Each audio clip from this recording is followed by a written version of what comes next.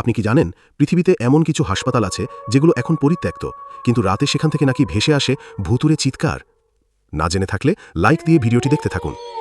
হ্যাঁ, আজকে আমরা জানব এমন এক ভয়ঙ্কর হাসপাতালের গল্প যেটি আজও রহস্যে ঘেরা। আপনি কি জানেন এই হাসপাতালটি একসময় ছিল মানুষের চিকিৎসার জায়গা? তারপর এক অদ্ভুত এক মহামারীতে হঠাৎ করেই মারা যায় অসংখ্য রোগী। কথিত আছে অনেক রোগীর শেষ মুহূর্ত ছিল ভয়ঙ্কর, আর তাদের আতঙ্কিত চিৎকার আজও এই হাসপাতালের দেয়ালে প্রতিধ্বনিত হয়। স্থানীয়রা দাবি করেন যখন রাত গভীর হয় তখন করিডোরে শোনা যায় পায়ের শব্দ, ফিসফিসানি, আর হঠাৎ হঠাৎ ভেসে আসে করুণ আর্তনাদ। অনেকে নাকি ভিতরে ঢুকে আর ফিরে আসেনি। আবার যারা ফিরে এসেছে তারা মানসিকভাবে ভেঙে পড়েছে আর জীবনে আর কখনো স্বাভাবিক হয়নি। গবেষকরা বলছেন এটি হতে পারে মানসিক ভ্রম কিংবা বাতাসের শব্দের প্রতিধ্বনি।